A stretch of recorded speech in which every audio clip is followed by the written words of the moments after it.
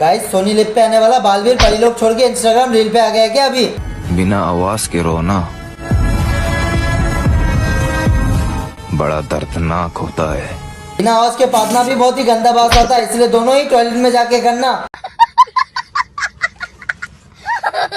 लगता है हमारे बालवीर को दुनिया बचाने का फीस नहीं मिला, इसलिए बेचारा अंदर ही अंदर दुखी है। मगर क्यों? टेंशन मत ले भाई, काम पे लगे रहते रहिए। दर्द भरी शायरी ओरिजिनल बालवीर ने देखा तो रानी परी से बोल के फीस दिलाएगा।